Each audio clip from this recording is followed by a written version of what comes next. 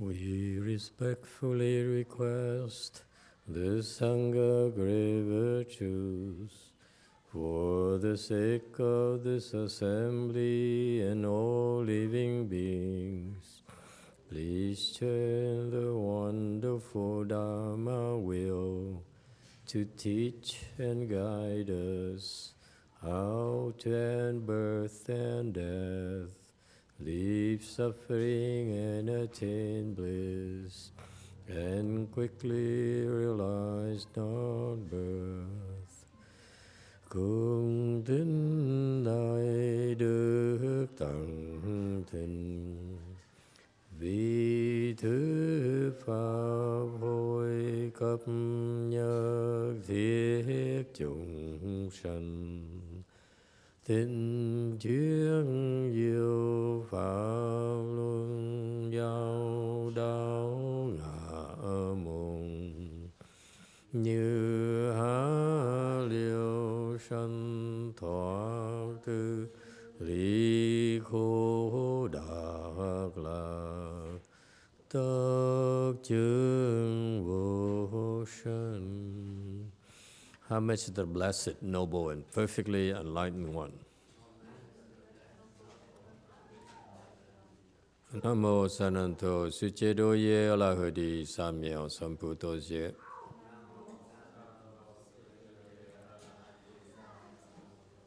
Namo Tadakta Toya Daja Alahade Tamyo Tamboda Toa.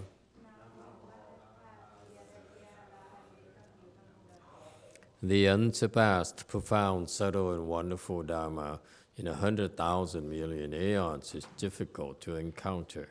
Now that I'm able to see and hear, I will receive and maintain it, about to fathom the thus come one's true and actual principles. Wu shang sheng sheng wei miao fa bai qian wan jie nan zao yu, wo jin jian wen de shou chi, yuan jie ru lai zhen shi yi. Buddhas and Bodhisattva, Great Master Huineng, Great Master YongHua, all monks and nuns, and all good advisors, Emitofuo. 诸佛菩萨、六祖师父、上人、各位出家人、各位善知识、弥陀佛。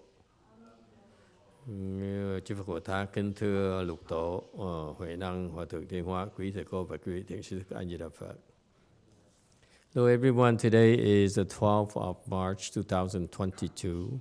Thank you all for coming to our 6th Patriarch Sutra lecture. We are currently on chapter number 1, slide 487. Thank you. Okay, so Huineng caught up with Master Huineng, and Master Huineng gave him instructions. In no time at all, Huineng became enlightened, became open his true wisdom. And so now Master Huineng says, you better run away. And so here's where we are.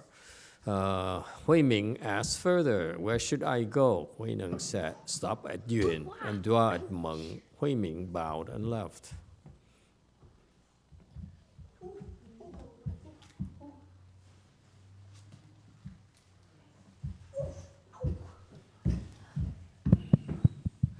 Ming 又问慧明今后向甚处去？慧能曰：逢缘则止，遇蒙则居，明理辞。 Okay, so the final instruction from Master Huineng to Huineng was so and so. So according to Master YongHua, he says 3 years after this encounter, Huineng went to Meng Mountain in Yuan district. And there he met a ghost who in his past life had been a top-ranked scholar under the imperial examination system. Huineng explained the Dharma to the ghost and took him across, meaning helped the ghost attain liberation. The ghost lost his ghost body. And ever since there's been a ceremony of Meng Mountain, which performed to take which is performed to take ghosts across and liberates them. So it turns out the Meng Shan offering, that ceremony that we do every evening, actually was created by Huineng. Interesting. So actually it was invented by an enlightened master that was a disciple of Master Huineng. How interesting. All right, 489. Reaching the foot of the mountain, he said to the pursuer, up above there is only a rocky, trackless height. You should find another path. The pursuers all agreed.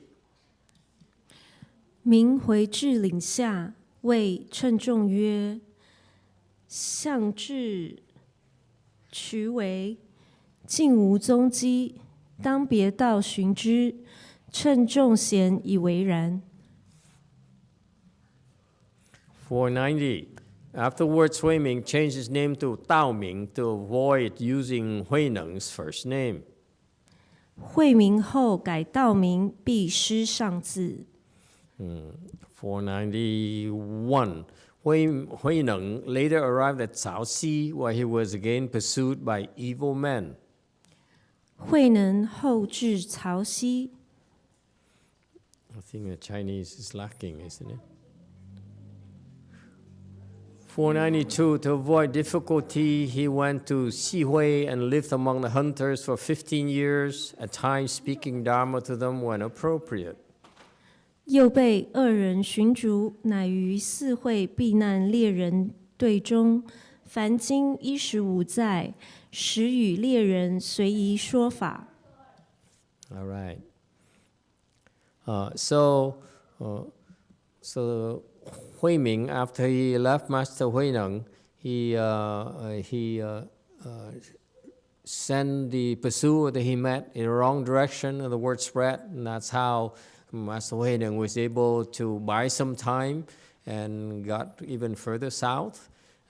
And Master Huineng eventually took refuge by living among the hunters in the wilderness, and for 15 years. And every now and then we speak Dharma for the hunters. And apparently during that time, so how did he cultivate? And this is a difference for cultivation between enlightened people and unenlightened people. For unenlightened people, when we're not enlightened yet, we need to first find a way to see our nature so that you have clarity until our wisdom unfolds. What we do is confusing. What we do is misleading, and we cannot tell the difference. After you're enlightened, then your cultivation becomes different. This is not clear to me when I learned the Dharma from a Chinese, because among my teachers, my Chinese teachers, disciples, the ones who were enlightened did not bother teaching us, train us, and the one who were unenlightened, that's were the one who would speak to us, unfortunately. So it's unfortunate. What happened is, so what did Master Huineng do as far as cultivation after he became enlightened? It's an entirely different story. It's totally different from before he was enlightened. So that's why in Buddhism you work so hard in order to become enlightened, which is not an easy thing. And after you become enlightened, meaning that you able to have access to your wisdom, your true wisdom, then you're able to what we say, really cultivate, really refine yourself, fine-tune yourself. Because before that, it's not possible for us to fine-tune ourselves. We cannot tell right from wrong, true from false, consistently. Whereas after you become enlightened, it's a lot easier for you to see that, or if you can't see that, in time you will. If you can't see it yet, in time you will. Or in particular, if you're lucky, you have a good no advisor. When the good advisor teaches you, you can pick it up just like that. Okay. Whereas when you're not enlightened, you don't get it. All right. So now, interestingly, he became enlightened instantaneously after working at Master the fifth patriarch's temple for 8 months. He worked for 8 months, and because of that environment, it's a very interesting point I failed to make. That is, because of the fifth patriarch's temple's environment, it was possible.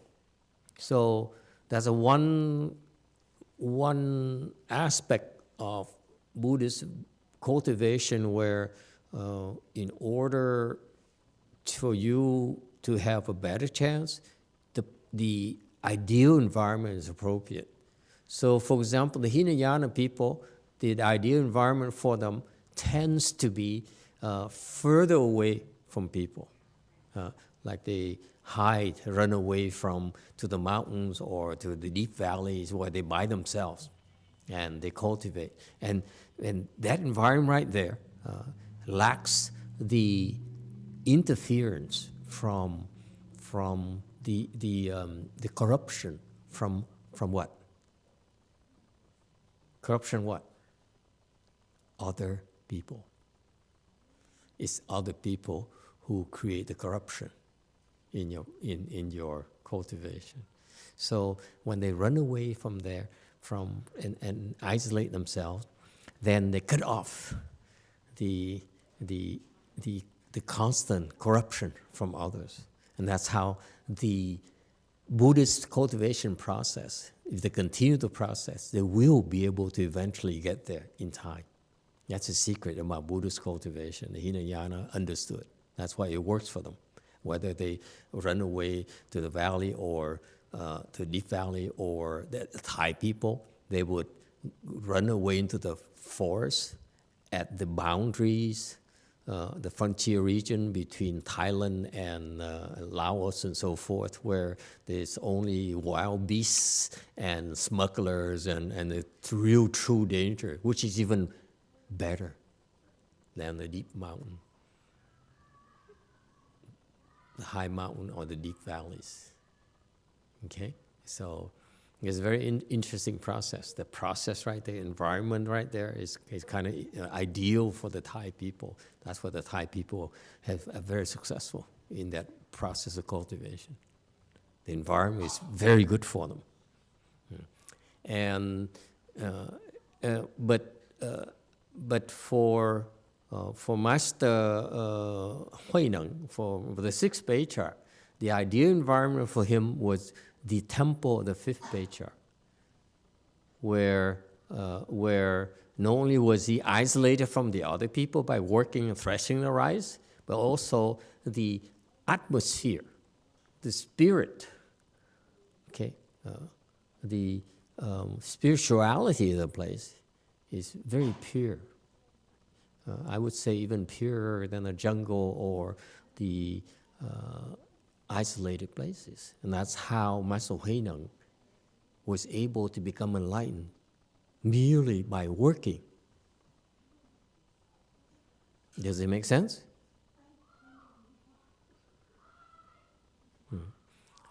So that's the subtlety about why Master Huineng became enlightened, or why the arhats become enlightened through their Buddhist practices. But after Master Huineng became enlightened, then his cultivation changed quite a bit. By being with others, like the hunters, or being in constant danger, being pursued by these evil people, actually those were even better environments for him, better conditions for him to cultivate.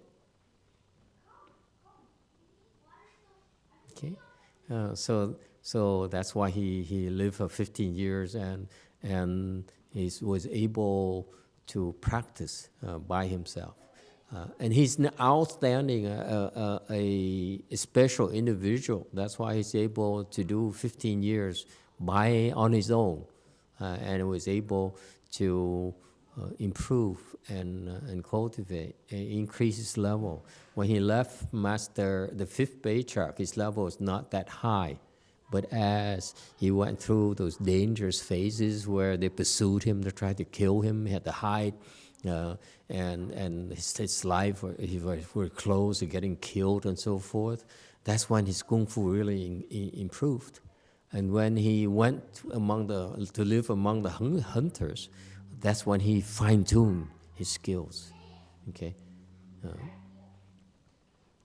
And at that time, after he was with the hunters for a while, he was able to gain their faith, their trust, and that's why he would speak Dharma for them when they requested. When he was requested, 494, the hunters often told him to watch the nets, but whenever he saw beings who were still living, he released them. At mealtime, he cooked the vegetables in a pot alongside the meat. 猎人常令守网，每见生命尽放之。每至饭时，以菜祭煮肉锅。Okay, so his 495, when he was questioned about it, he would answer, I only eat vegetables alongside the meat. 或问则对曰：但吃肉边菜。So these are some of the details of how his life was like, 496. One day, Huineng thought, the time has come to propagate the Dharma. I cannot stay in hiding forever. Accordingly, he went to Faxing Monastery in Guangzhou, where Dharma Master Yinzhong was lecturing on the Nirvana Sutra. 一日思维，时当弘法不可中顿，遂出至广州法性寺，执印宗法师讲《涅盘经》。497. At that time, the wind was blowing on a flag. A monk said, the wind is moving. The other said, the flag is moving.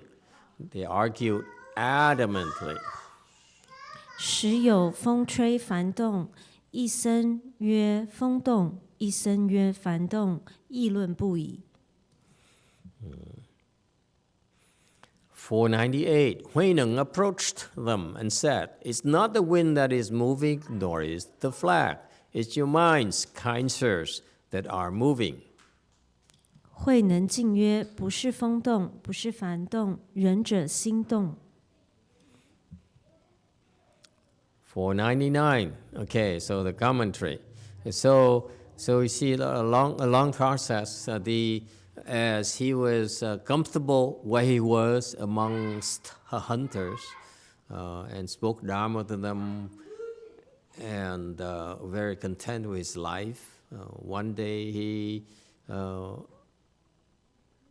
awakened and said, I've got work to do. I can't be here forever. It's time for me to really apply myself to help others.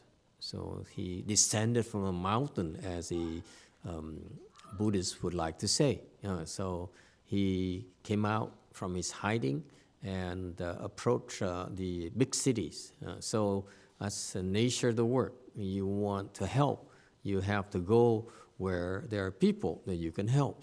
And apparently the big city people are the worst ones, who truly need our help. Okay? So you see, observing from his behavior, you can tell, what is, gives us a clue as to how to practice Buddhism. So he chose the big cities, and he approached the temples, and this is a famous anecdote where he taught these two monks who are arguing among themselves, and they cannot control themselves. It's typical of us monks. We are very sure of ourselves,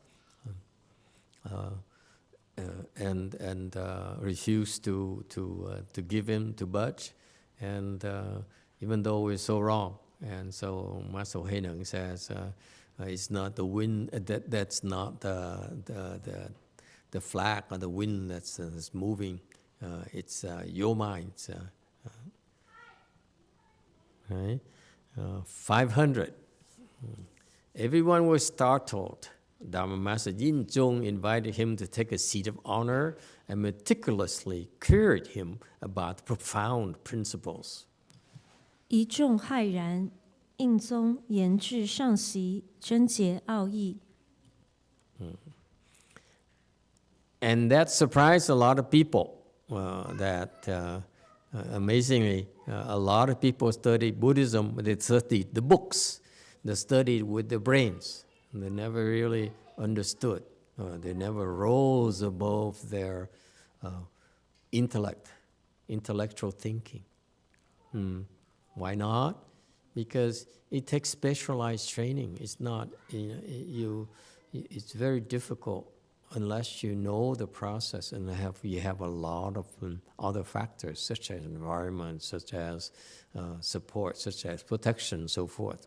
You won't be able to rise above or escape from your intellect.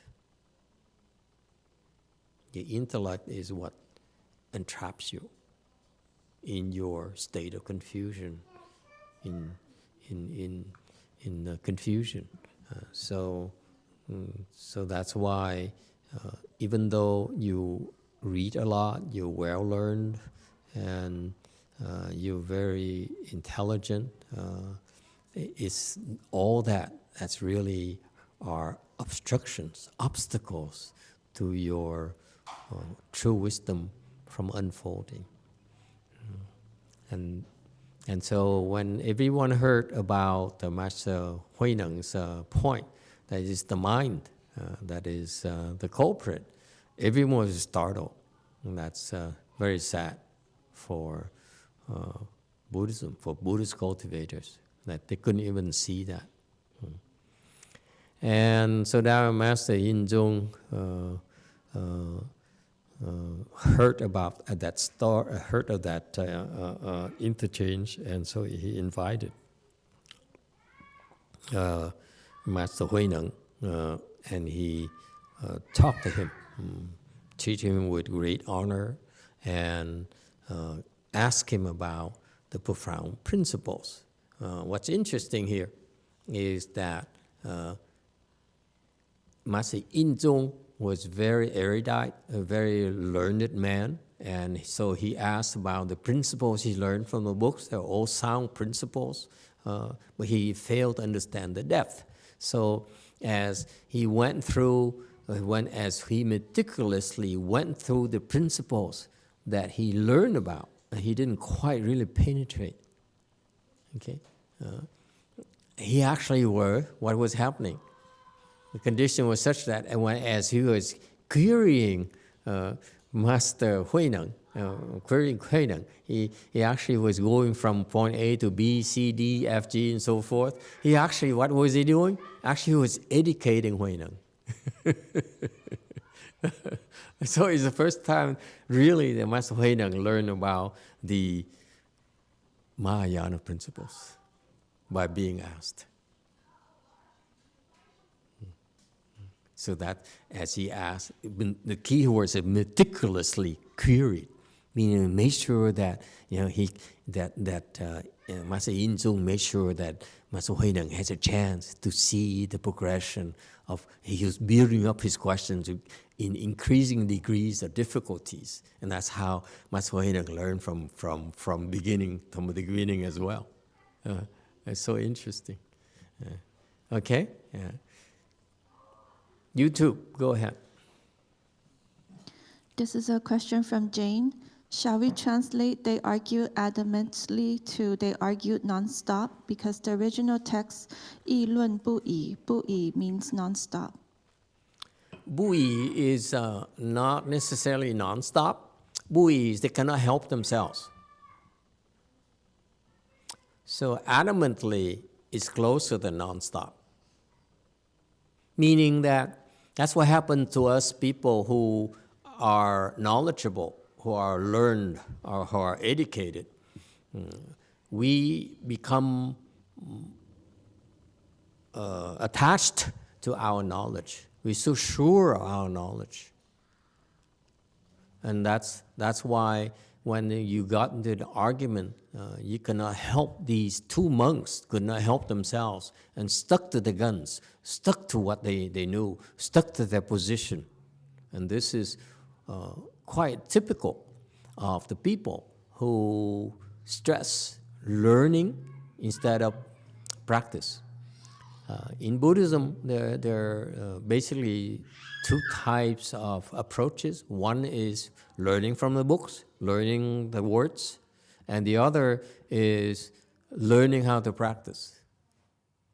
So the emphasis on the first camp is knowledge. The second camp is the actual secret practices themselves. And that requires a good no advisor. Okay, so in the case here at the Master Inzhong's temple, these people went after knowledge, book learning. And that's why once for example, people tend to specialize in certain areas of the books. They specialize in prajna learning. Some specialize in Avatamsaka Sutra. Some specialize in Shrangma Sutras and Flowers, Dharma Flower Sutra, and so forth. So they all have their own specialties. And because of that, they would stick out a position and use their book knowledge to argue. And once you get into a heated argument, they cannot control. In a heated battle, they cannot control themselves. That's what buyi. Okay? I mean, they cannot help themselves. They argue and argue. They refuse to give in. And that's what's interesting about that is that these two camps, the two monks' soul was engaged in a heated argument. And one simple statement, Huineng, pacify them and resolve the issue for them. That's incredible. That's so remarkable.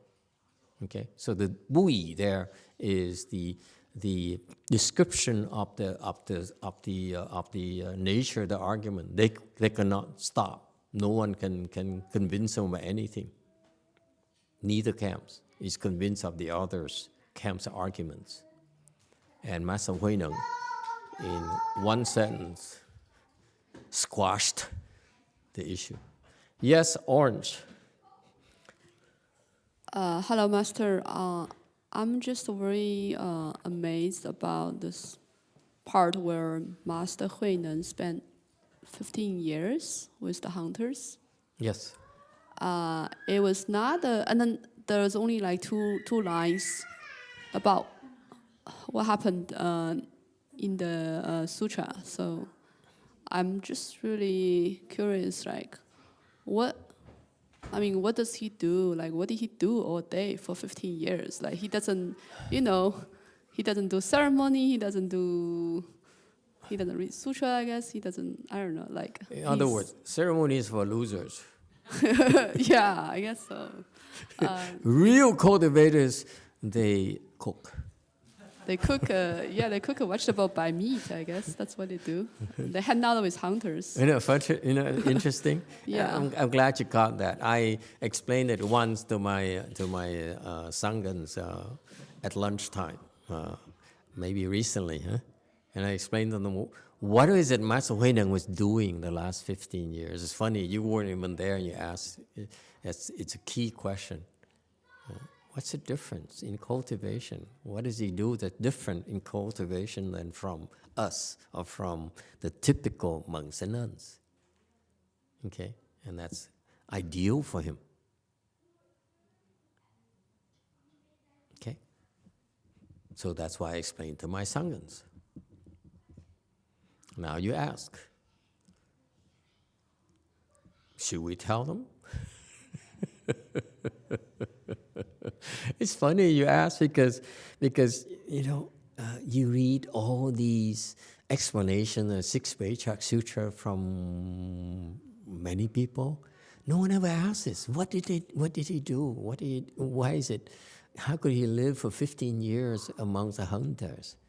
It seems to be so incomprehensible. it's not the environment for him, right? I mean, it's not a temple. It's not they don't cultivate. They eat meat. They kill all day, and they come back and they drink and they argue and so forth. So what does he do in terms of cultivation? Huh? So I explained to them. I explained to my Sangha, I said, what do you think Master Huineng was doing amongst the hunters?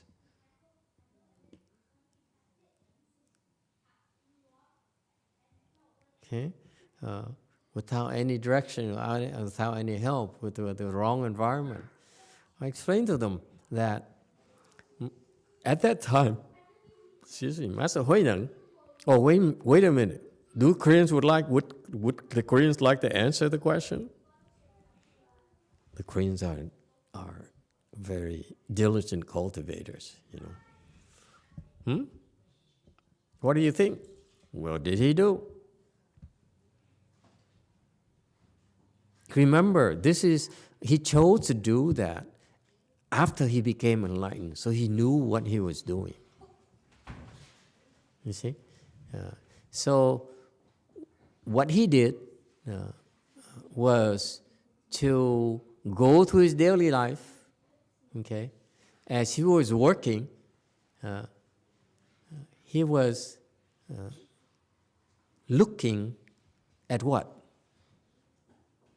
Unlike us, when we're at work, what do?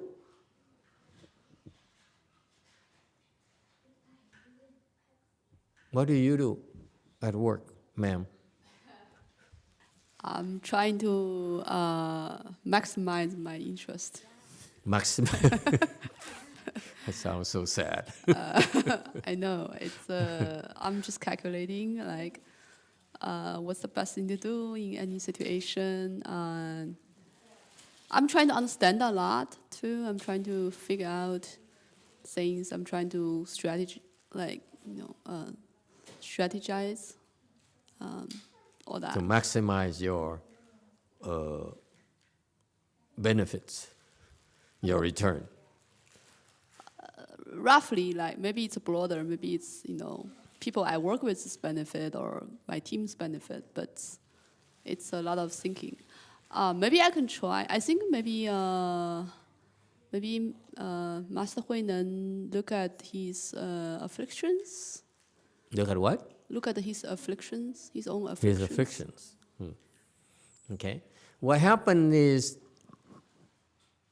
ordinary people at work, they look at work.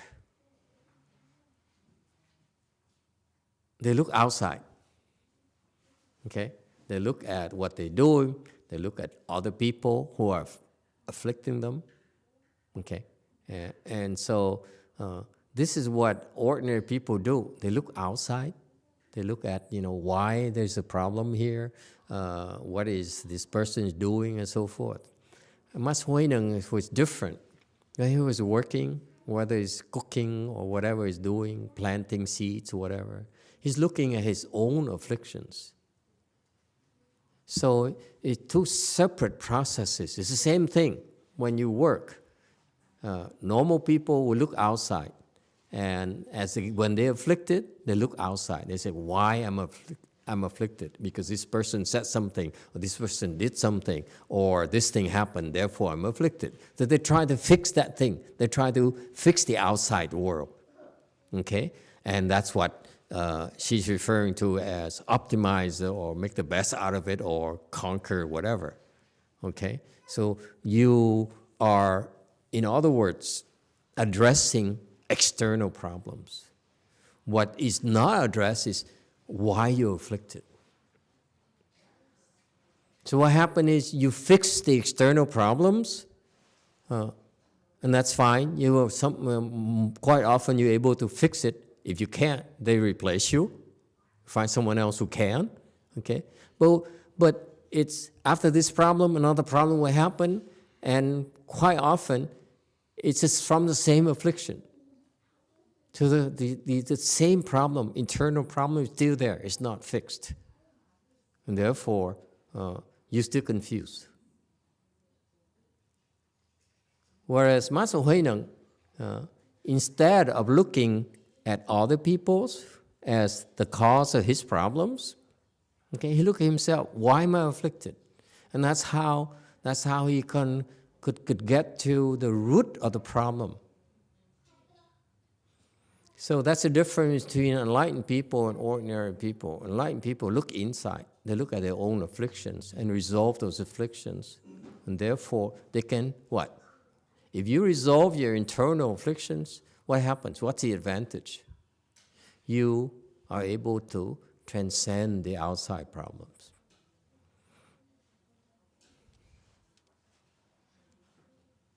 That's how you improve. You don't solve your internal problems, okay? You sweep it under the rug. You're gonna get afflicted again. The same problem still exists inside of you. Only the outside people change, the names change, but it's still the same affliction for you. You're still stuck. So that's what typical of my disciples. They blame others for their afflictions. They say, "Oh, it's him, his bad attitude, his coarse words." Okay, and so by blaming others, okay, they are not fixing why they're afflicted, why they're confused, why they're angry, why they're greedy. And therefore, they're still vulnerable. They still have no wisdom. They still don't know how to fix their own problems. They're still a victim to the circumstances.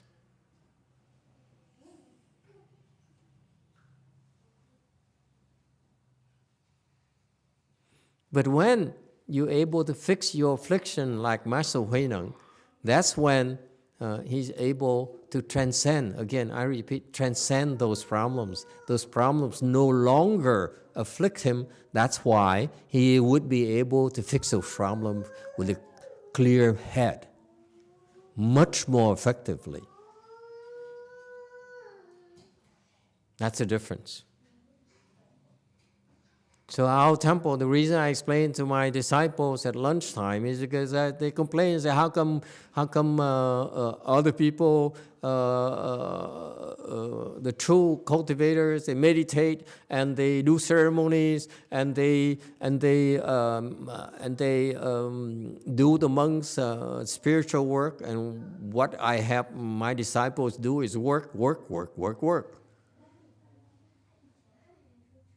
And I explain to them that the two trainings are different.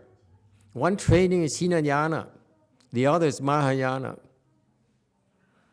It's your choice. You want to do Hinayana, I allow you to do ceremonies.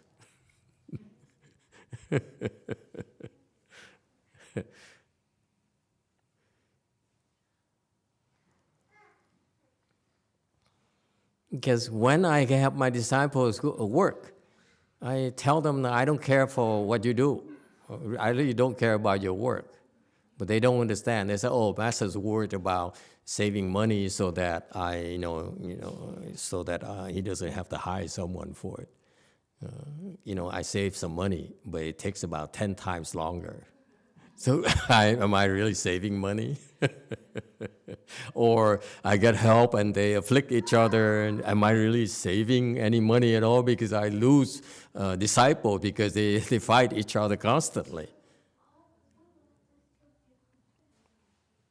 And because of the fighting, they quit. Some quit.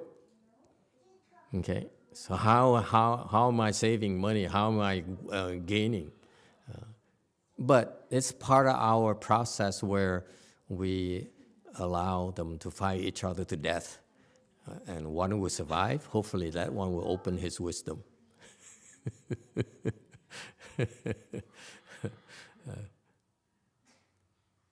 Okay, so the training is quite different. That's, by the way, is a very perceptive of you to ask the question. That's the difference between our cultivation and my master's temples. over there they work too, but they are not taught how to deal with their afflictions. The emphasis on the work. Over here, our temples, our program is the emphasis on when you work. It's only an expedient for you to fix your afflictions. Honestly, personally, I don't give a damn about what you do, as long as you fix your afflictions. But people don't believe that.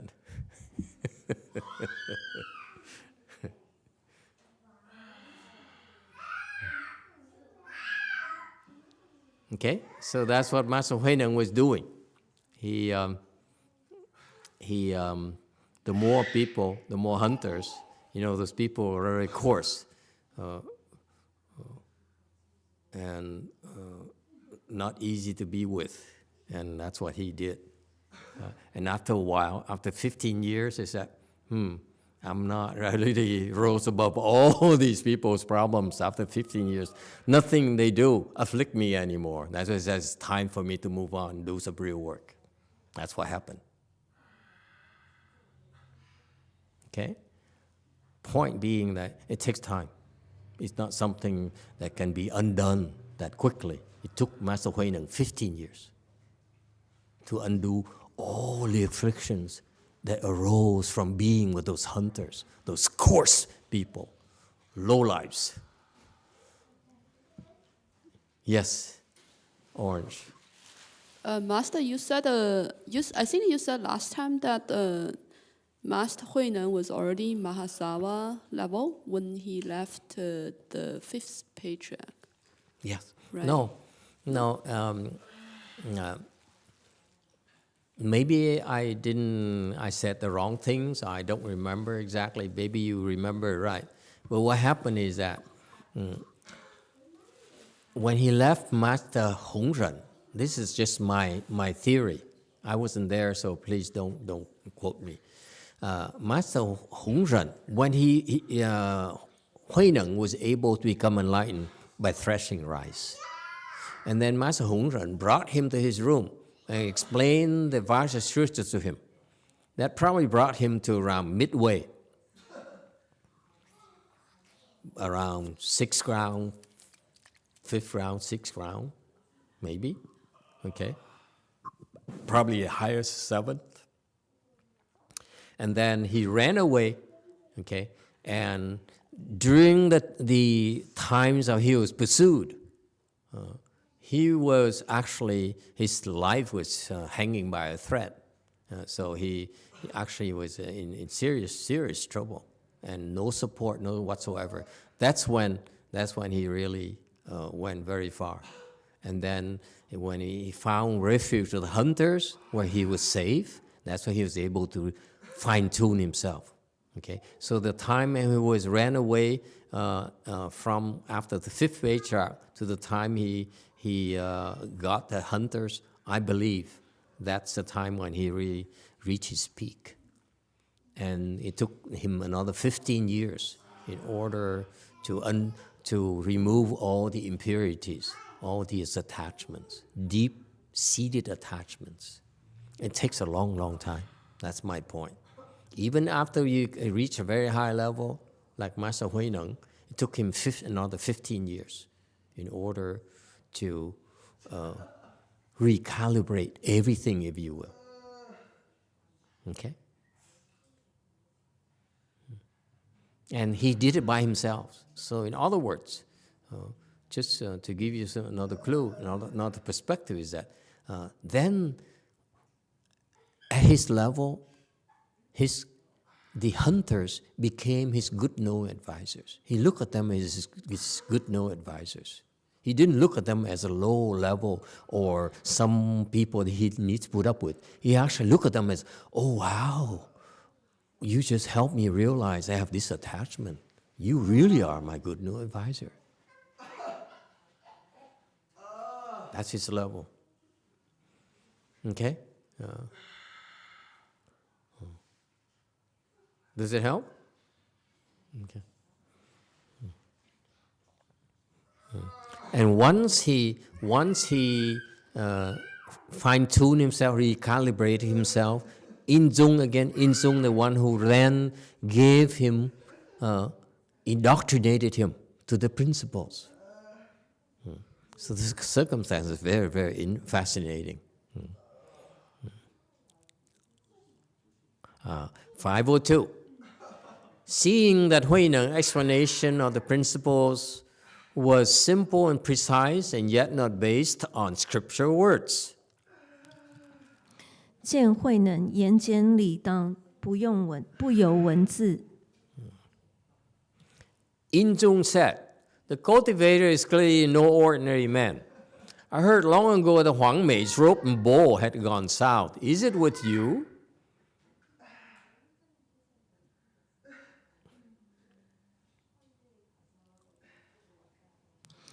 宗云：行者定非常人，久闻黄梅依法难来，莫是行者否？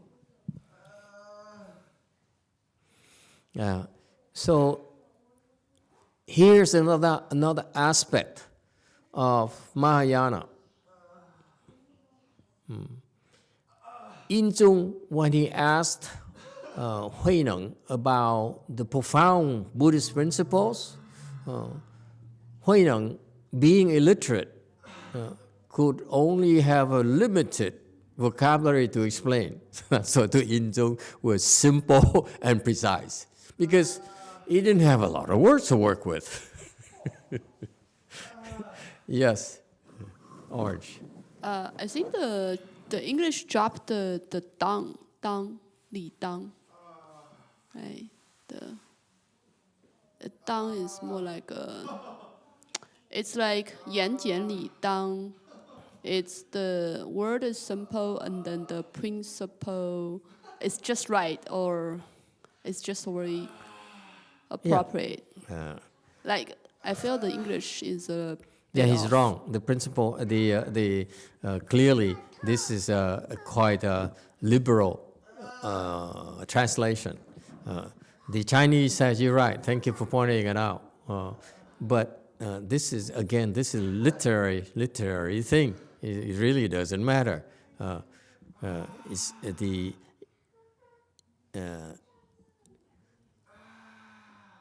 Yan Jian, right? Li Dang. So the words are simple and the principle were appropriate, were accurate, or were right on. Okay, right on. Okay. So precise. Okay, so what happened is that Huineng, who at the time was still not a monk yet, he has a limited vocabulary. However, Li Dang, he says, the principles that he used are sound, meaning how can you have Li Dang? Because it's the first time he heard of these principles. Remember, Inzung was graduating, was asking gradually more complex questions. Okay, so he first started by testing Huineng on simple things, and if Huineng screwed up, he said, "Oh, that's enough. I'm out of here. It's okay. I'm not going to embarrass you." So that's why the questions were incrementally more complex. So the principles were increasingly more complicated. Okay, so that's why Li Dang is that because of that, Huineng is able to have a foundation. You see? So he built up and he used the prior foundation to answer. That's why Li Dang. So actually it came from Inzung. Inzung didn't realize it. That's all. And the amazing thing is that Huineng was able to absorb it just like that. Okay? So it only means that Huineng knew about the principles. All he had to do is be exposed to those concepts again. That's it. He's not learning anything new at all. It's like you recall, he's being reminded of these principles. because those are very complex principles that Yin Zong was going through. There's no way the Huineng could possibly absorb it the first time, okay, one shot. Okay, so it's a reminder of the tools that Huineng used to have. All right?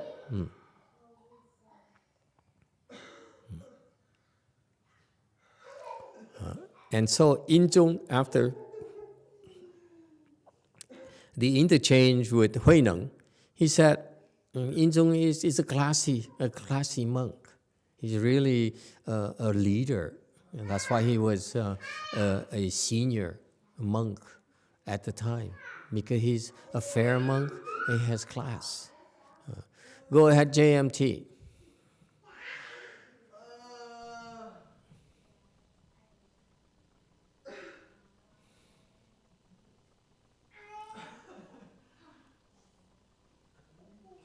들리세요? 헬로 마스터. 네.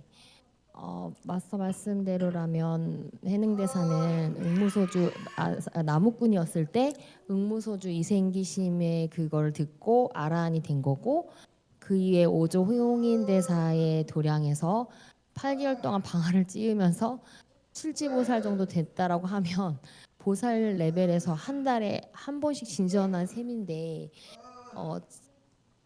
상우승 여기부터 먼저 해주세요. 까놔야 될 것 같아요.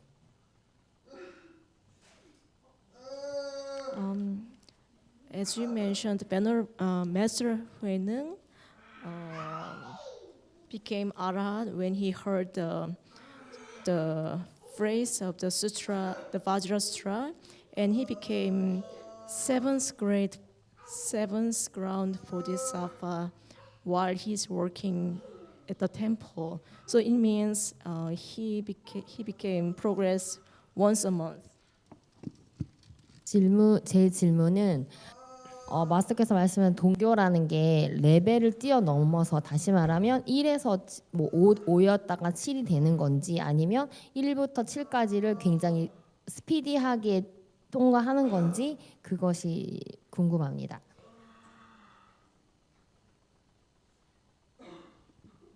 So my question is, sudden teaching mean leap from 1 to 7 suddenly, or it progress from 1 to 7 gradually but very quickly? So between these two, what is the sudden teaching? The what teaching? Her question is sudden teaching. Does it mean leap from the level 1 to 7 suddenly, or it gradually goes from 1 to 7, but very quickly for a short time? No, it has nothing to do with 1 to 7 or whatever. Well, Southern is just something that the Chinese chose to use to distinguish between Master Huineng's teaching in the south versus Sheng Xiu's teaching in the north. That's why there's a northern school versus southern school. Sorry, it's not the question. Let's go again. She's asking sudden teaching versus gradual teaching. Versus what? Gradual teaching. She's asking about the sudden teaching. So she's asking, is sudden teaching means leap from level 1 to 7 suddenly?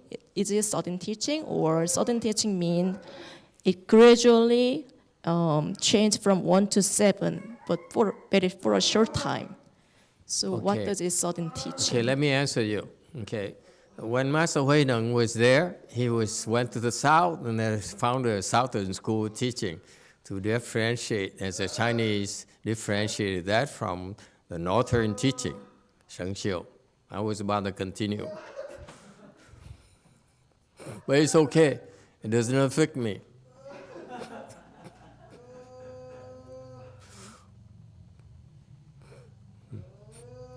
Okay, so the Southern has nothing to do with northern, or really in terms of Buddhism, it doesn't matter at all whether it's southern, South Sea, whatever, it doesn't matter at all. What matters is that it's the sudden teaching is what Mahayana is about. In Mahayana is only one thing called sudden teaching. It's no gradual teaching even. Gradual teaching is for losers. I mean for, they're losers. That's why we have to say, okay, it's okay. This is gradual teaching so that they're not offended. But actually, the real Mahayana teaching is sudden. It's nothing else.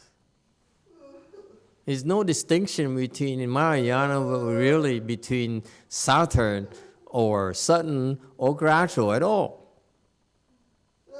Okay? Yeah. And so what is the sudden teaching?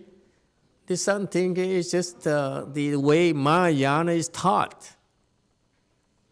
And it depends on the teacher.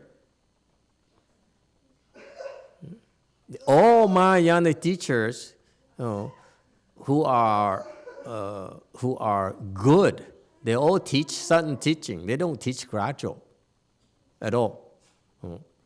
The gradual is because the students don't get it. That's why they progress so slowly. That's why the teacher says, okay, I will not offend you. I know I've been teaching you certain teaching, but you don't get it. You only get the small part of it. So that's why you're only progressing gradually. So I'm going to tell you, okay, you've been making progress gradually. You understand? It's only one teaching. It's called sudden. It's nothing else. So really, it's no gradual at all. You ask Master YongHua, for example, it's no gradual. What gradual is there? It's only one teaching. Okay? And furthermore, as a technicality, of course, there's also a different perspective where there's a gradual realization versus sudden realization. That's why there's a distinction as well. But don't worry about it, okay? Keep it simple. That is, it's all sudden teaching. Go ahead, JMT.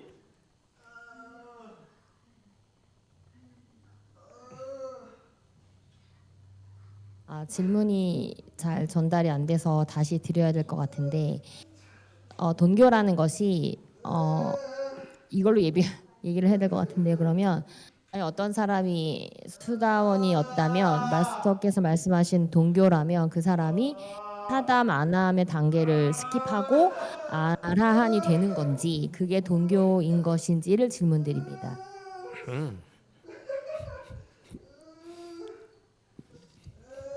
So, Master, I'll ask you a question again.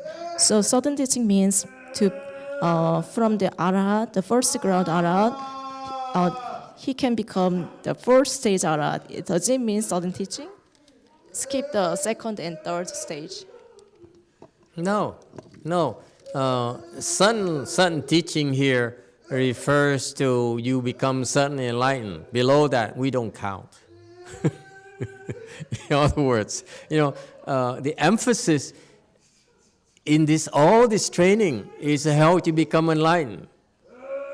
Okay? When you become enlightened, it's called sudden teaching, in other words.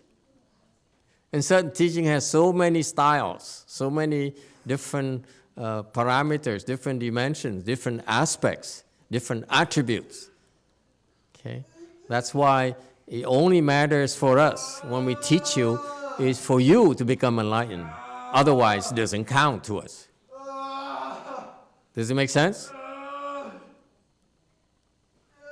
The bottom line is from a teacher perspective, whether you're enlightened or not. You're not enlightened yet, and whatever you do, whatever you call, doesn't matter. You call sudden or call gradual, it's the same thing. We fail.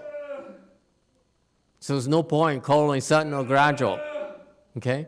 So again, that's why I facetiously said gradual is for losers because you're not enlightened yet. But if you're enlightened, that's called sudden teaching. And we're talking big enlightenment, not small enlightenment. Okay? Small enlightenment, for Mahayana, don't care. No, it doesn't matter. Dime a dozen, too many of them.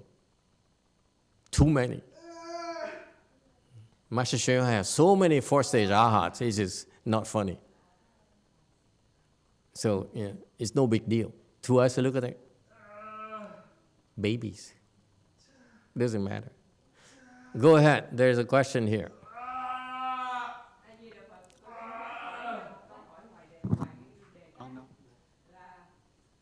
Và nghe Daniel đau và rên như vậy á, thì bản thân con không có phiền não, nhưng mà con mắc cười. Thì như vậy con có thiếu từ bi hay không trước sự đau khổ của người khác?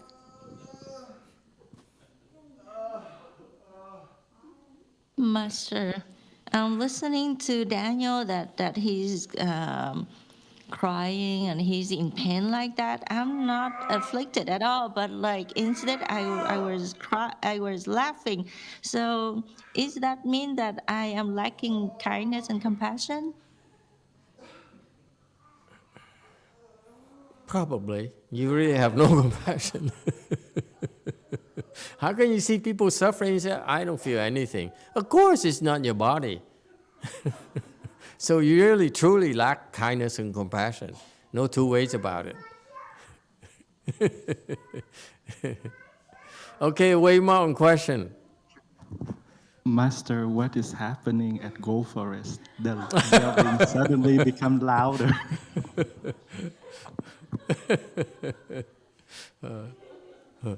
We are going through a stress test and see who gets afflicted first.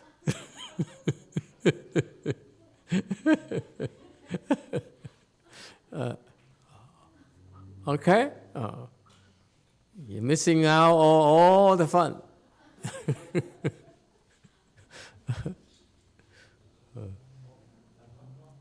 It's never boring in our temples. You never know what's going to happen. Every time you come, you have no expectations. We don't know who's going to be tested next. YouTube, go ahead. From Ruzang, Master, so when someone listens to the Buddha and certified to first to third stage arhatship, it's not considered sudden teaching? Yeah, it's certain teaching, but it's too small for us even to bother.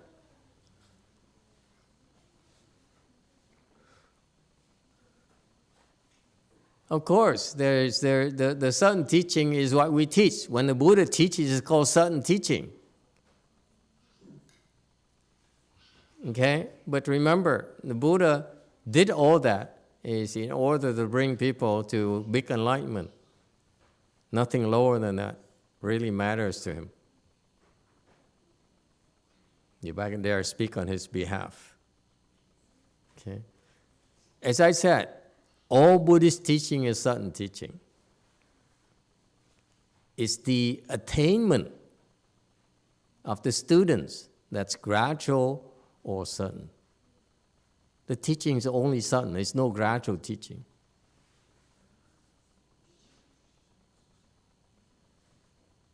Does it make sense? That's the first time I made a distinction for you, because the Chinese keep on talking about gradual enlightenment and certain enlightenment, and you don't confuse that with certain gradual teaching versus certain teaching. Yes, there's something called gradual enlightenment and it's called certain enlightenment. That's the process of what you go through on the receiving end. But on the teaching side, it's only one format. It's called certain teaching. Does it help?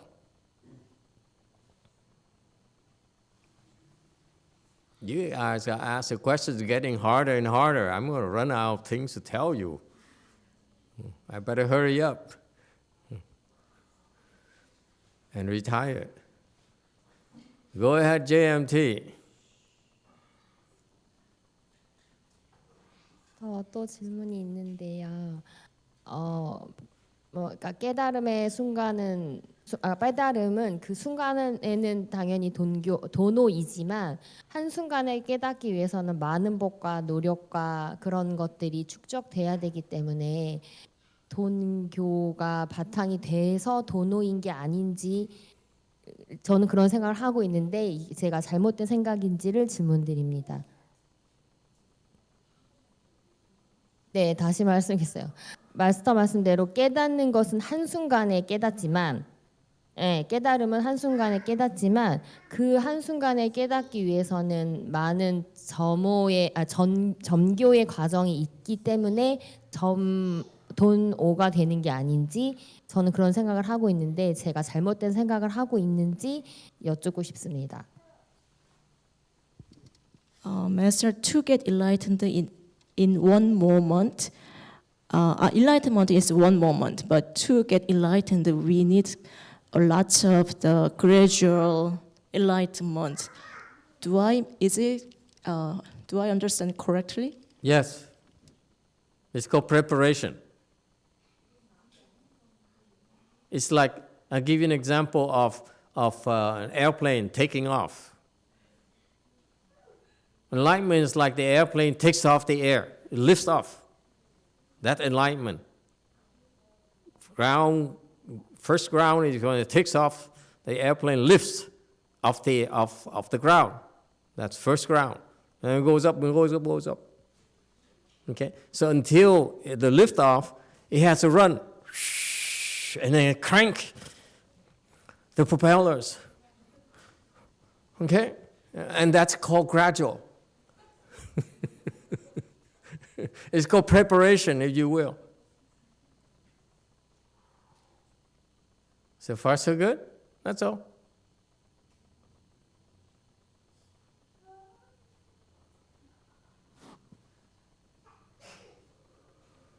Okay. So, Master Inzong is a good monk.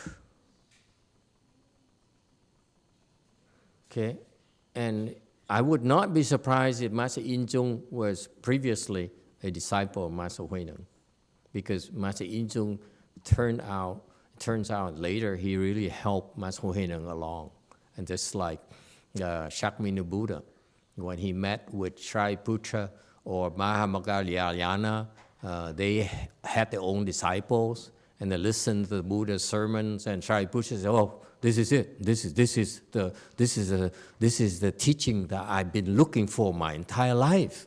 So he went to the Buddha and told his disciples to bow to the Buddha as teacher as well. So you see, that's what happened here. The same thing in a small scale happened. Inzong was his own bona fide teacher, and he had his following of 250 people, 50 students. So they're established. And same thing in Shariputra, the 250 people. Inzong has his own followers. And he said, "This is my teacher. This is the kind of man I need to guide me in my spiritual practice." He brought his disciples along as well. Similar kind of relationship, if you will. Okay? And this is to tell you that it takes a lot of preparation. So Master Huineng is so blessed that before he came to do his work, his disciple paved the way for him. Inzong came first, built his disciples, and then waited for Master Huineng to come along, and then transferred over to Master Huineng. And so Master Huineng immediately had a huge following. So that's how it works. It takes a lot of preparation. It takes a lot of, there's a network of people who are helping. It's not one single individual who does the work. It's just the whole team working together. Okay? In Inzong, this is why you like these people, because this Inzong has class. He listened, he queried Master Huineng. He says, ordinary man. Okay? So it takes moral integrity to be able to say that you are but a barbarian in tattered clothing, and yet you have incredible wisdom. That's why this cultivator is clearly no ordinary man. And then he said, he made a connection. Is it you, the successor? 505. Huineng said, I'm not worthy. Inzung then made obeisance and requested that the transmitted robe and bowl be brought out to show to the great assembly. 慧能曰：“不敢。”宗于是作礼，告请传来衣钵出示大众。YouTube question. From Ru Zhang, what about the Theravada teachings? Are they considered sudden teachings since it's Buddhist teachings? In a way, yes. It's also a certain teaching, but the results are the smaller side of the certain teaching of Mahayana. So in the Theravada and Hinayana teaching, there is also a certain teaching, but the result is the end result is a small enlightenment instead of big enlightenment. And so, for example, proof is that it's a good question. These people ask impertinent questions that try to entrap me, but it's okay. I don't get afflicted that easily. I do. Never mind. So I should. But the proof being that it's also certain teaching, because certain teaching is a teaching that enables you to instantaneously become enlightened. So any teaching, it doesn't have to be Buddhism. Take, for example, there are a lot of people outside of outside of Buddhism, whether it's in Catholicism, whether it's in Taoism, whether it's in other religions, they are also enlightened without Buddhist scriptures, without Buddhist teachers. You see? So it's not relegated only to Buddhism at all. Certain teaching is that whatever the teaching that enables you to open your inherent wisdom, then is called certain teaching. So don't be so stuck on Buddhism and say only Buddhism has it and so forth. Yes, it's a place where you will find the profound principles and will take you very, very far. Like you want to learn, you want to go to, in California, you want to go to engineering, go to Caltech, for example. You may not have the most genius teacher, but you know that on average you will find the best teachers, the best results, the better student bodies and so forth. Okay? But it's not the only place. Let's face it. Okay? Same thing. Hinayana also has certain teaching, of course.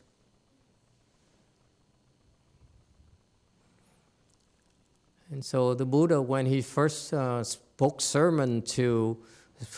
Dharma to Ashnata Kondinya at the deer park, he only spoke for a short while, and Ashnata Kondinya became enlightened under the Hinayana standard. He certified to first stage Arhat.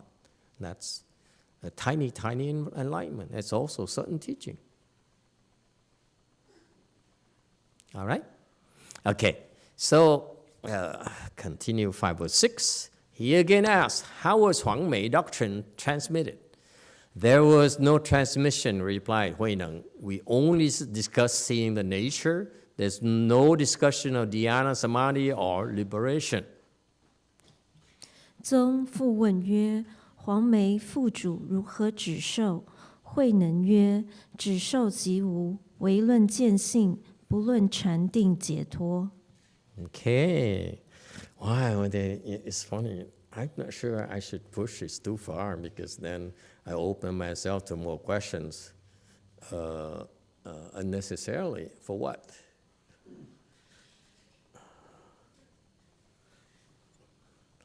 More answers only invite you to ask more questions.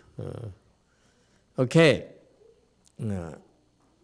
So, going back to these slides here. So Huineng, when he was asked that, are you the successor to the fifth patriarch? Huineng says, yeah, I am, but I'm really not worthy. It's just push upon me. Yeah. And Inzung then, see, Inzung has class. He has all the good manners. He has really good manners. Okay, and this is what you, monks and nuns in my temple, need to learn to pay attention to.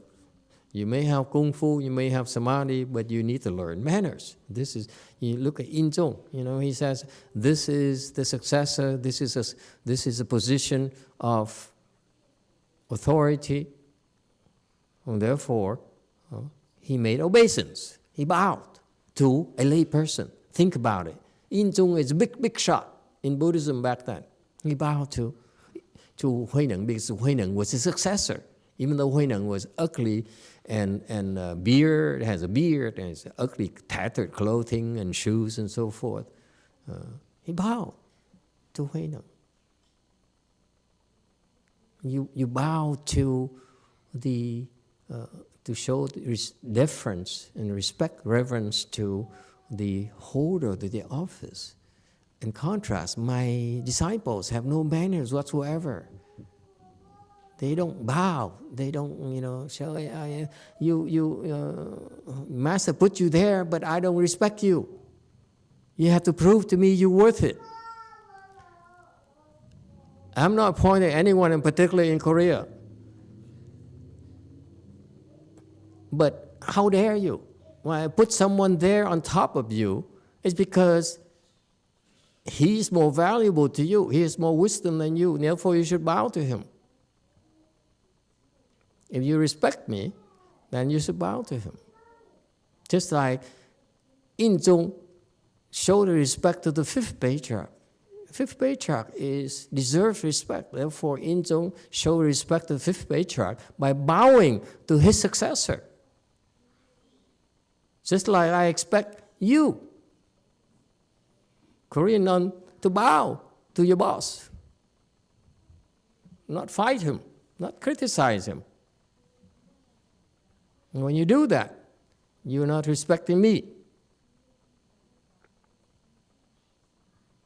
And requested the transmitter rope and bowl to be brought and show the Great Assembly. So you see, he showed his good manners, and then I believe you, therefore I bow to you. However, in order to help my students, my assembly, my followers, will you please bring out the rope and bowl for their sake, not for me?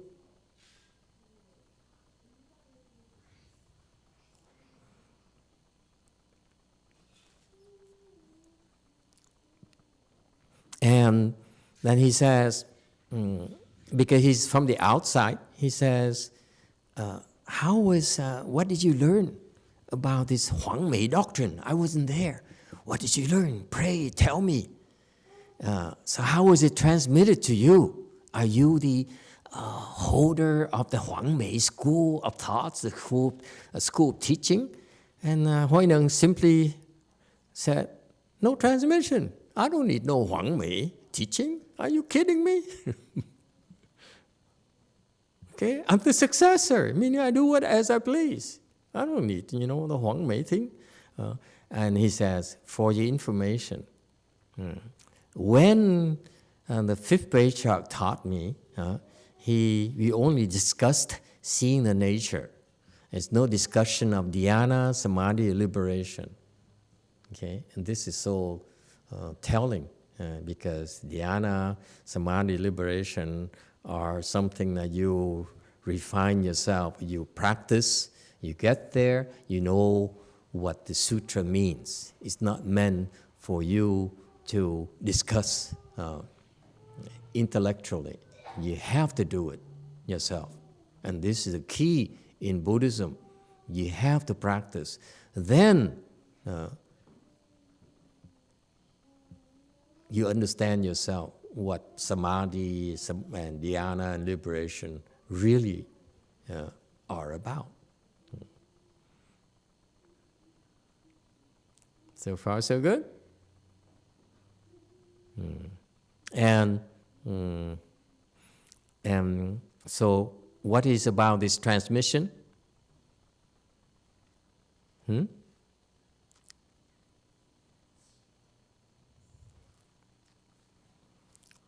509. Injung asked, why was there no discussion of samadhi and liberation? Huineng said, there are dualistic dharmas. They are not the Buddha Dharma. The Buddha Dharma is the Dharma of non-dualism.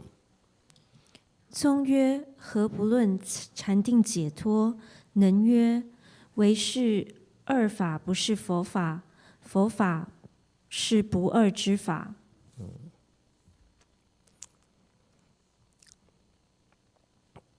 So Injung said, so that's what happened between the fifth Patriarch and you. You didn't really discuss about samadhi at all, and yet you're the Chan Patriarchs. How is it the case? It says, Huineng says, the dhyana liberations are for people who are not enlightened. That's why we make the distinction for your sake, to sort of explain to you why it's desirable for you to reach dhyana and attain liberation. But once you're there, there's no need to discuss it. Okay? Because what we discussed about is the Dharma that transcends opposites, that transcends dualism. Okay? When you first learn Buddhism, you learn about the teaching is called, what is it called? It's called provisional teaching. We teach you about where you are and why it's desirable for you to go from a state of scatteredness to higher and higher level of samadhis, higher level of concentration. There are clear advantages to you. But at the ultimate samadhi, okay, there's no more. You transcend that dualism of scatteredness or concentration because you always concentrated. Okay? You're always in a state of concentration.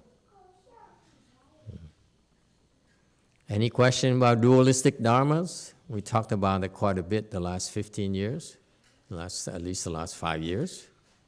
Anyone not clear about dualistic dharmas?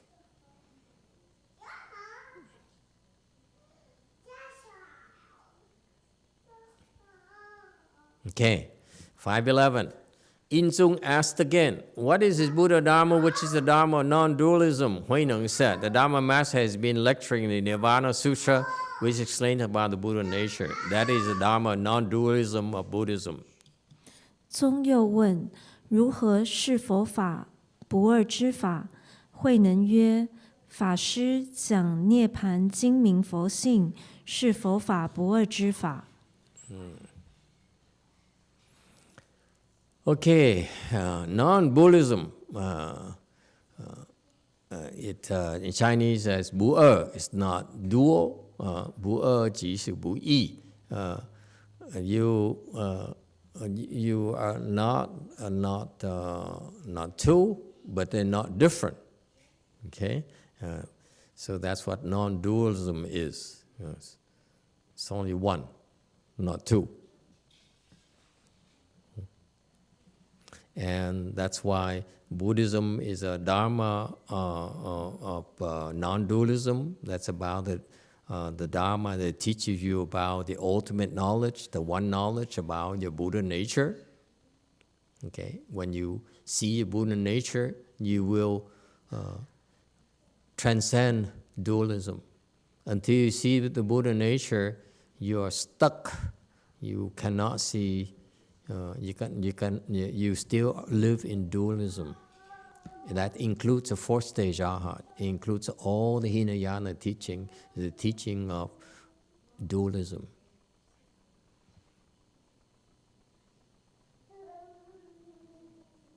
So far, so good. 543. As Gao Wei De Wang Bodhisattva said to the Buddha, does violating the four great prohibitions, committing the 5 rebellious offenses, or being ichantika and the like, cut off the good roots of the Buddha nature? 如高贵德王菩萨白佛言：犯四众静坐忤逆罪及依忏提等，当断善根佛性否？ So since Huizong elaborates, has been explaining the Nirvana Sutra, so immediately Huineng cited that sutra that Inzong supposedly was the expert on to illustrate the point. He says, in that sutra, this Bodhisattva said to the Buddha, says, if we're violating the four prohibitions, four serious prohibitions, or committing the 5 rebellious offenses, or Ishrantika is a person who's and like other gurus of Buddha nature. Okay, so that's elaborate a little bit for you. The 4 grave offenses are, okay, that these offenses are very serious offenses that violate your nature. Your good nature is totally against these acts, these karmas. The karmas of killing, the karmas of stealing, the karmas of deviant sex, and the karma of lying. Okay, all those are against your nature, your good nature. If you really do any of the 4 things, then you are going against your nature. It's not natural to you. You don't feel right. Agree? Huh? When you lie, it doesn't feel right. You feel guilty. Huh? If you kill, somehow your compassion, the compassionate part in your heart is bothered. Okay? So that's why it's called against your nature. Your nature is not like that. You going against your own nature. Okay? And the 5 rebellious offenses. 5 rebellious offenses are, these offenses will bring you to a very bad hell when you die. When you commit any of these 5 karmas, when you die in the future or now, you will fall to the hells. The worst hell is called Avicii hell, where you will be tortured mercilessly and without break. So if you kill your father, you kill your mother, you kill an arhat, you shed the Buddha's blood, or destroy the Sangha's harmony, and those are the 5 rebellious offenses. These are pretty serious, meaning that you should avoid to do these things. Definitely. It's not worth it. Not at all. Not for any price.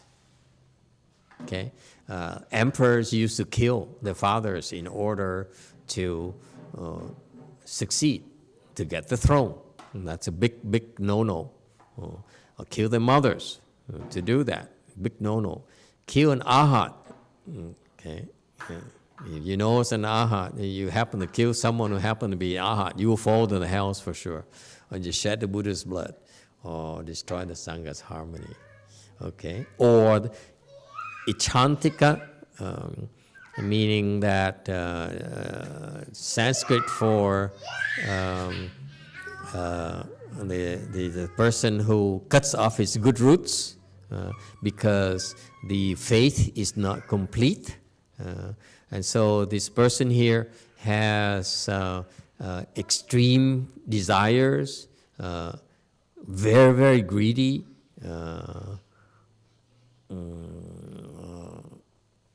and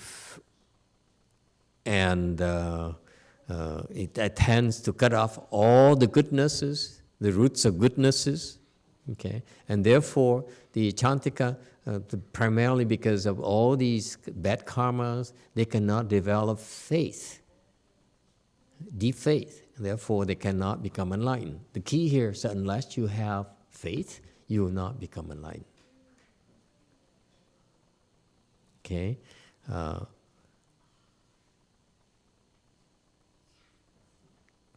So the question was from that Bodhisattva. So the Buddha replied on 515.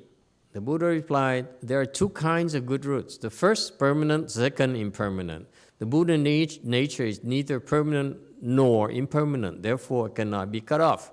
That is what is meant by non-dualistic. 佛言善根有二，一者常，二者无常。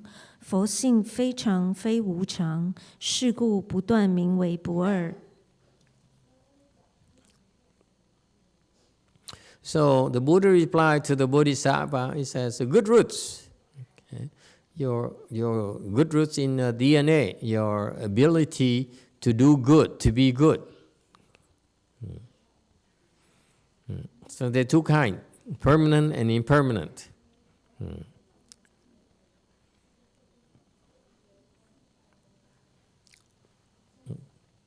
But the Buddha nature is neither permanent nor impermanent. And therefore,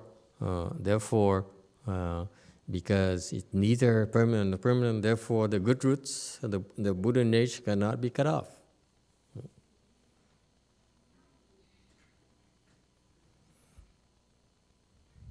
YouTube question. From Jane, what are 五种性sáu种?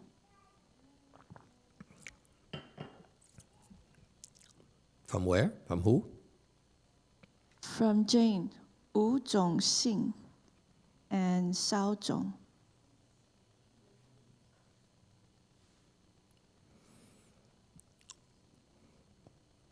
Wu Chong Xing, the nature that lacks seeds, lacks good seeds, meaning that you've been doing, yes? Go ahead. This is a few sentences back on, sorry, maybe Master mentioned, I was not fully, I'm not sure if Master explained it already, but then there was a sutra text saying that the Chandin Jietu, Samadhi and the liberation are dual, and then the seeing nature is non-dual. Did Master explain why Samadhi and the liberation was are non-dual? I mean, sorry, are dual. Samadhi is dual. Is that because there's because when you confuse, you're scattered or you're in samadhi. After you enlighten, you're always in samadhi. So it's not samadhi itself. It's dual. It's just when before you see the nature. The state of samadhi that you have is dual. So the teaching about that is a teaching about a dual teaching. Whereas after you become enlightened, that doesn't apply anymore. Okay. So yeah, okay. Before you see the nature, those things are dual. Yes, those things are dual. There's a clear separation between you scattered versus you being concentrated. But then seeing nature, okay, never mind. Thank you, Master. And here, Wu Chong Xing, here is the nature that lacks the good seeds.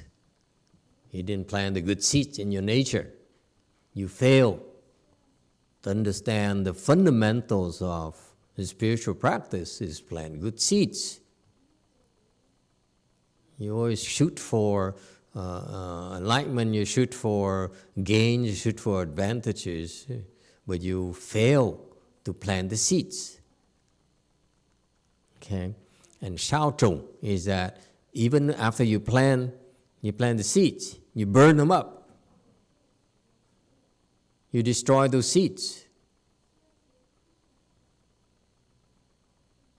So this is why you have no faith. You have no faith because you do not do good. You dwell on your tendency, your propensity to follow your temper, follow your pettiness, and therefore you fail. You fail to plant good seeds. Or because you planted good seeds in the past, but now you burn them up, you fry them up. And therefore, you have fewer and fewer good seeds.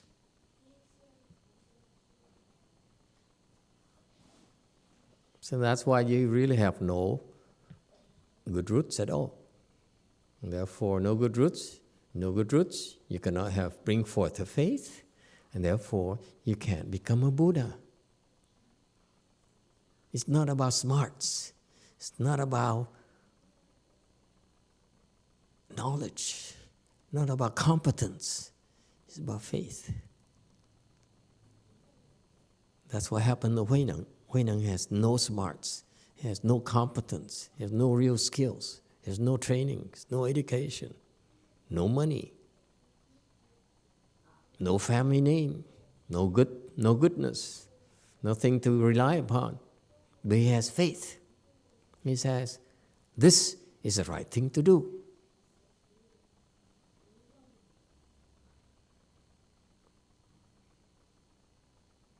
Right? 517. The first is good, the second is not good. The Buddha nature is neither good or bad. That is what is meant by non-dualistic. 一者善，二者不善。佛性非善非不善，是名不二。 So he's talking about the first is good. The first is the good roots that's permanent.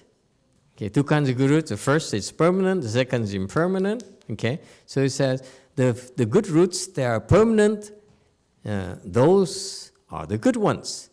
The second roots, good roots that are impermanent are no good.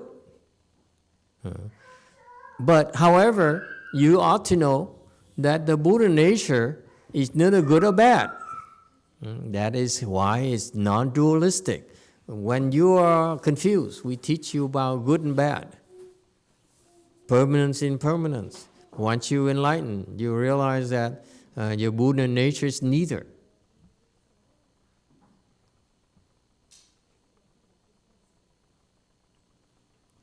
(519) Ordinary people think of the skandhas and realms as dualistic. The wise man comprehends that they are non-dualistic in nature. The non-dualistic nature is the Buddha nature. 运之于界，凡夫见二，智者了达其性无二，无二之性即是佛性。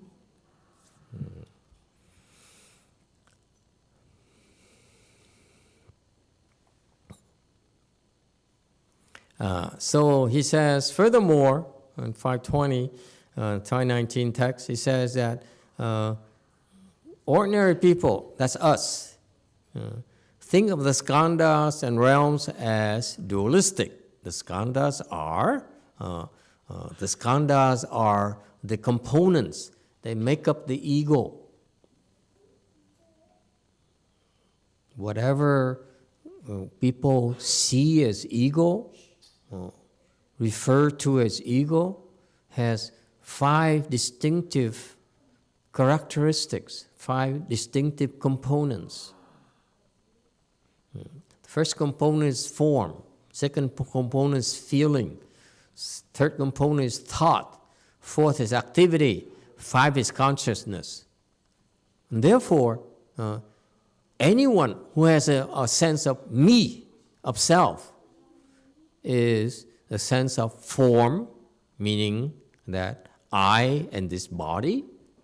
And that's why I go to my barber for a shave, or go to my hairdresser for a perm. Wait a minute, who's doing a perm? No one here today. Forget it, okay? So the form is the attachment to the body. 2, feeling is you take your feelings to be true. when you attach to those feelings, you dislike bad feelings, you reject bad feelings, and you seek good feelings. Like that glass of wine right there makes you feel good, and therefore you attach to the good feeling of drinking wine. Or worse yet, if you try drugs and you like the experience of drugs, then you attach to that feeling, okay? And that's the ego who's attached to the feeling, or the ego who's attached to your body, okay? How about thought? Okay, thought is that you take your thoughts to be true. You take your thoughts to be you. Pascal, the famous French philosopher, says, "I think, therefore I am." Meaning, I think, therefore I am confused like hell. That is what it really means. Pascal is so confused, and he's proud of it.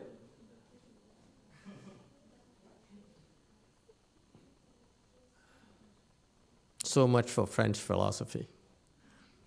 Okay?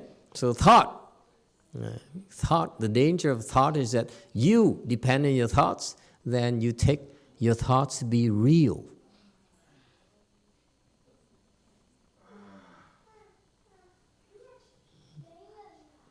But you don't realize thoughts are a part, integral part of your ego. The ego feeds on thoughts. Activity are the minute thoughts, the low-level thoughts, such as part of your autonomous system, where you, for example, breathe, and your heart beats. That's part of something called activity, where you can function without thinking.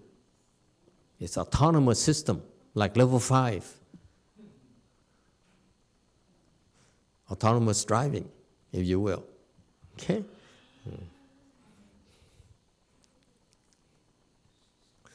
And number 5, consciousness. Consciousness, as you know, is the awareness that you have that naturally arises. And that awareness is also part of your ego. Your consciousness is what you attach to. People says, I know, I can sense that he doesn't like me. Okay? And that's the ego right there. He can sense those things.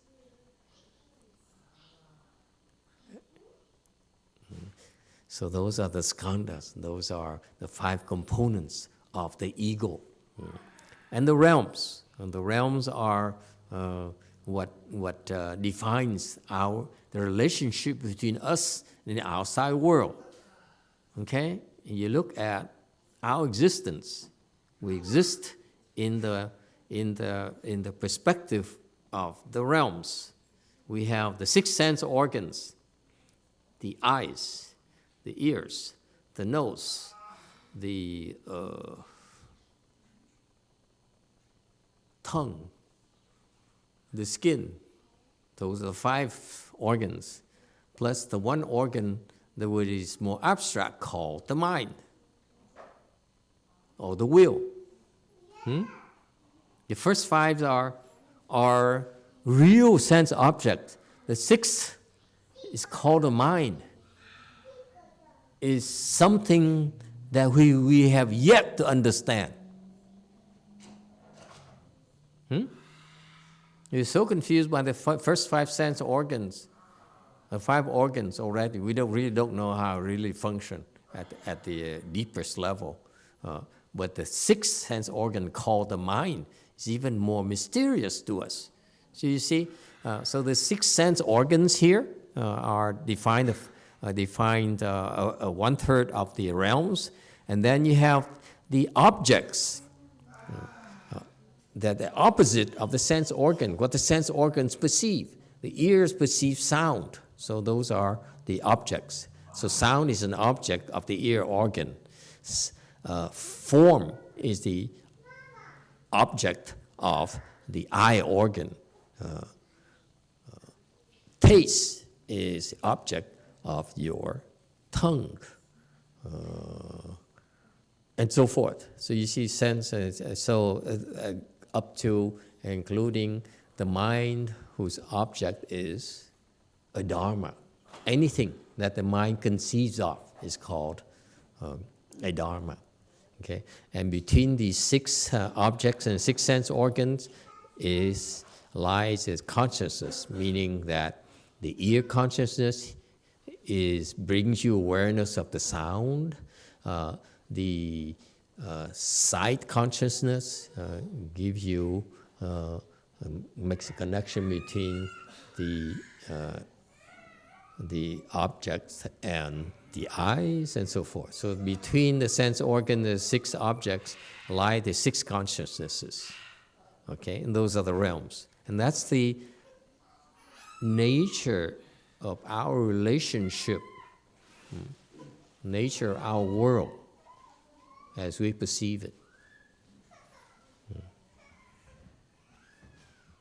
So the sixth patriarch says, his answer is that ordinary people think that the skandhas, the ego, and the realms as dualistic.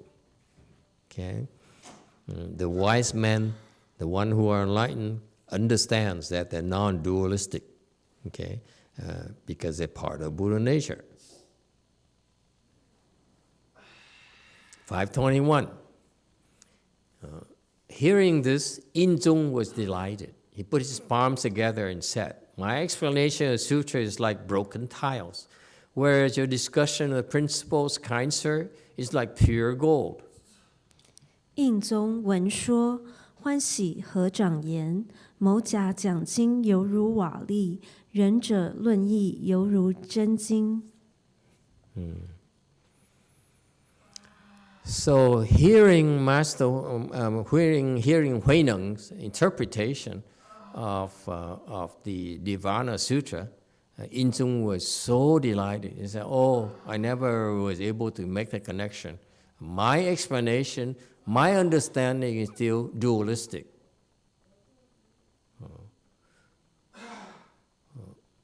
And therefore, it is incomplete. So he used the word broken tiles.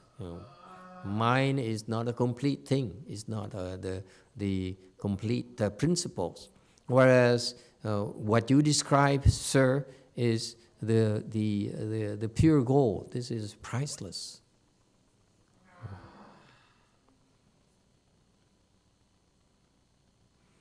"523.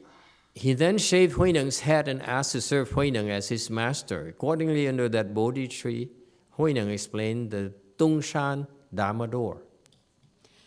于是为慧能剃发，愿世为师。慧能遂于菩提树下开东山法门。And as such, Inzong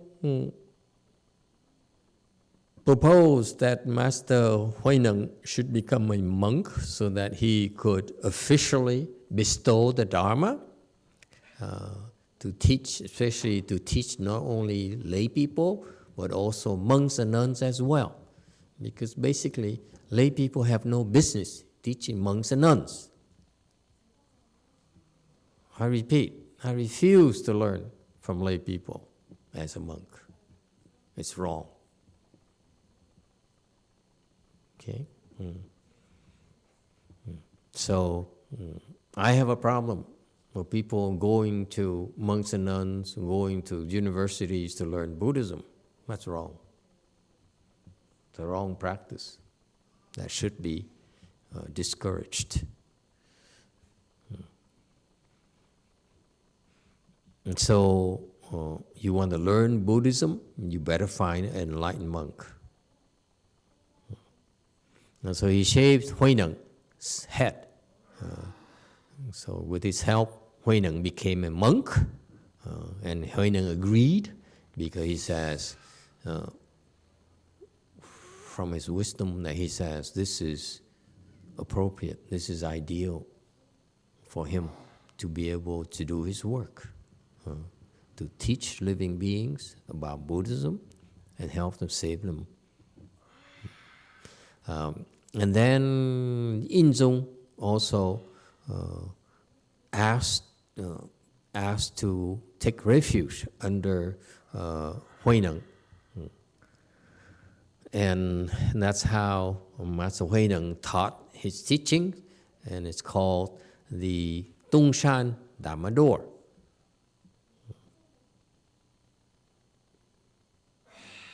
Hmm.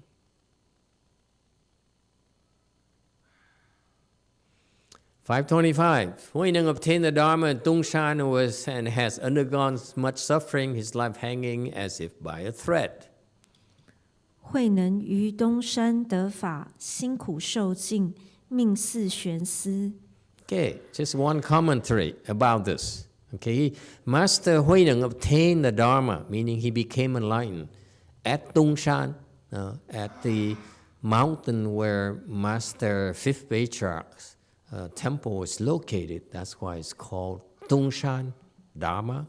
Okay, so back then they take this the name of the Dharma at the place where it was being taught. So that's why it's called Dongshan. But however, it is an act of gratitude, it's an act of politeness. But clearly, Master Huineng's learning and the teaching is not the Dongshan Dharma door at all. Okay, because he said, we discussed about the Buddha nature. We never talked about samadhi. We never talked about liberation and so forth. And therefore, to say that Master Huineng established Dongshan Dharma door to me is not accurate. It's polite. It shows gratitude. It's commendable, but it's misleading to me. Okay, no need for that. Agree, disagree?